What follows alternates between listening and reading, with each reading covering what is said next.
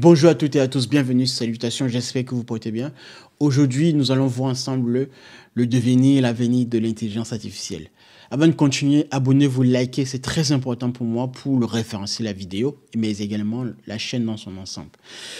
Donc, pour celles et ceux qui me découvrent pour la première fois, je m'appelle Gabriel, je suis SPIA et au quotidien, je travaille sur la conception et le déploiement des solutions d'intelligence artificielle.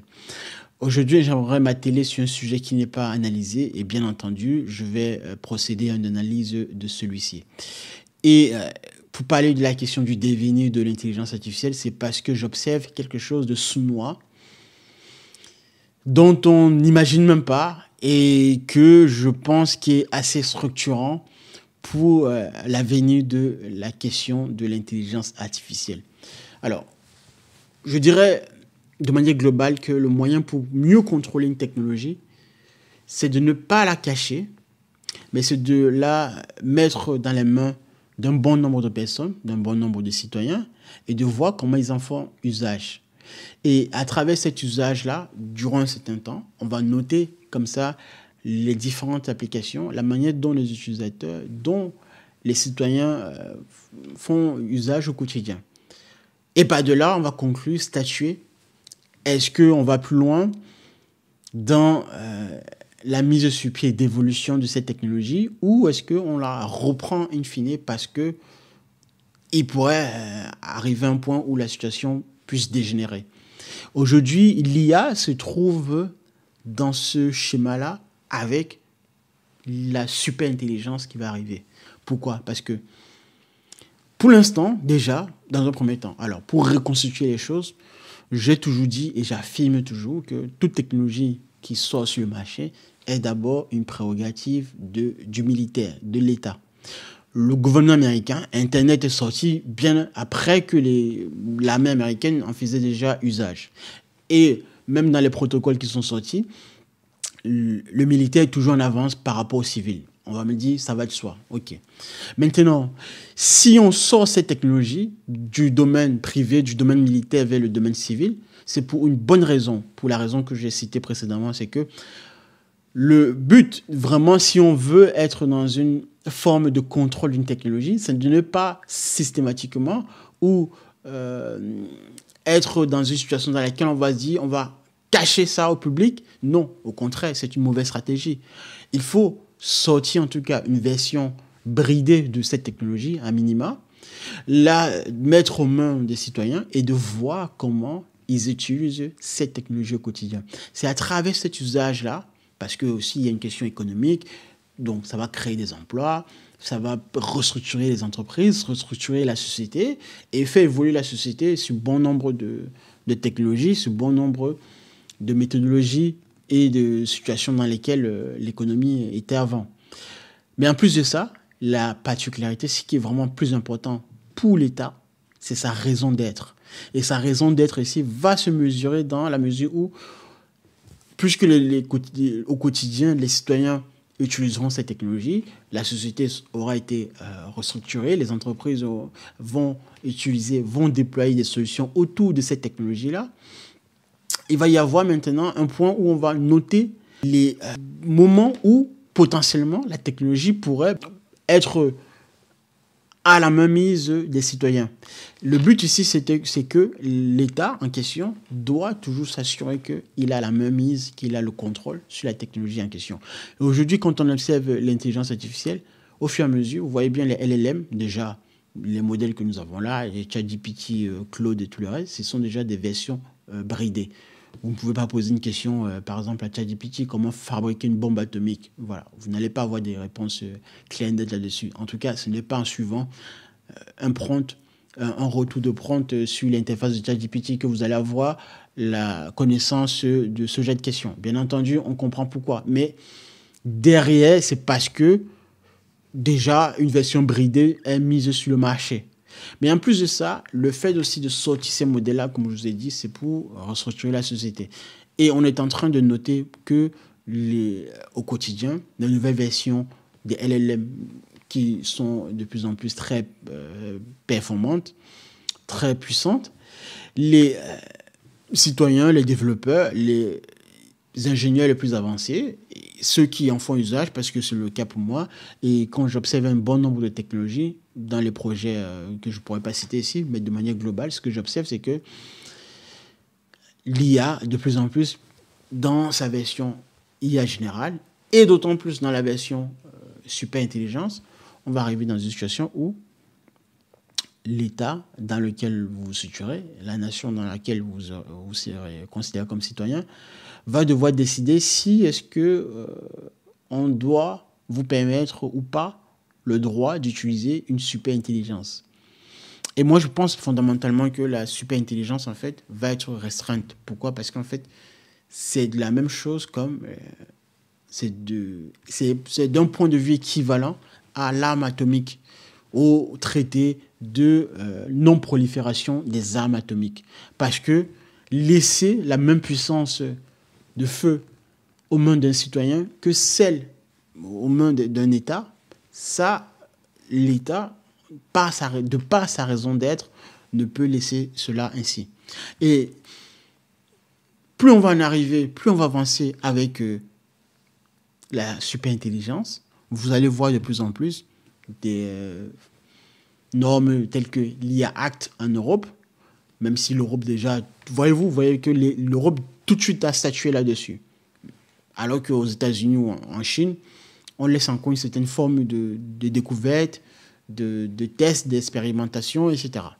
Et pour cette raison, justement, en Europe, dans l'aspect de l'IA Act, c'est parce qu'il y a une crainte, une peur que l'État ne soit plus en mesure, en fait, de contrôler cette technologie. Et comme je vous ai dit, de la même manière qu'on a eu l'arme atomique, en fait, le traité de non-prolifération, vous allez avoir de plus en plus cette vision-là qui va se mettre de plus en plus en œuvre. Parce que un hacker pouvant utiliser une super intelligence risque de très faire mal à un État, à une nation donnée, quelle que soit la nation de demain. Parce que demain, vous voyez, aujourd'hui, par exemple, dans les guerres, les drones sont de plus en plus un point pivotant pour décider si ou pas une guerre va se continuer. Et il y a aujourd'hui également, avec la super intelligence, on va entrer de plus en plus dans cette vision-là. Parce que les prochaines guerres de demain vont se décider à travers les nouvelles technologies et particulièrement la super intelligence. Posséder une super intelligence, une IA très puissante, vous donnera un avantage stratégique sur le reste du monde entier. Donc, vous comprenez par là que, avant qu'on en arrive même à là, on ne pourra pas laisser cela aux mains des citoyens. Alors, bien sûr, comme je le disais, ça va poser vraiment des problèmes de liberté, des problèmes de contrôle. Mais ça, vous voyez déjà qu'en Chine, on est clairement en plein cœur de cette question-là. Donc, contrôler la société, observer les comportements des citoyens et de tout ce qui pourra s'en suivre comme conséquence dans la société. Le crédit social, le fait d'emprunter de l'argent à la banque, être noté, le fait d'être châtié parce que n'ayant pas respecté une décision, une loi de l'État, ça va poser problème. Mais ça pose problème parce qu'on ne voudrait pas qu'un citoyen lambda ait également la même puissance de feu, de frappe qu'un État, parce que la super-intelligence demain est une question clé. C'est une question fondatrice. Donc, le contrôle absolu, mais toujours dans cet aspect de raison d'être de l'État. Parce que si demain, vous prenez les armes nucléaires, de la même manière qu'on interdit et qu'on surveille les groupes terroristes de très près, de ne pas posséder ces armes nucléaires, ça relèvera également de la même mécanique autour de la question de super intelligence. De cette manière, même déjà aujourd'hui, quand vous utilisez ChatGPT, ces modèles-là, tout ce que vous avez là, même si ce sont des versions puissantes, mais en aucun cas, ce ne sont des versions les plus élaborées par rapport à ce que le militaire, les États disposent. L'armée américaine, croyez-moi, bien avant, l'IA ne date pas d'aujourd'hui, hein, pour celles et ceux qui découvrent l'intelligence artificielle et particulièrement les grands modèles de langage, l'IA date bel et bien même depuis la Deuxième Guerre mondiale. Et dans sa forme la plus élaborée, le Pentagone, les services de renseignement américains utilisent l'IA bien avant que vous utilisez aujourd'hui ces outils-là, et dans une forme très sophistiquée. Donc, si demain on en arrive à une question de la super-intelligence, vous allez avoir comme ça aussi une nouvelle forme de guerre froide, de guerre mondiale, déjà avec ce qui se passe. Donc aux États-Unis, l'Ukraine, en Russie et bien sûr le Sud global de manière générale. Conséquences sociales.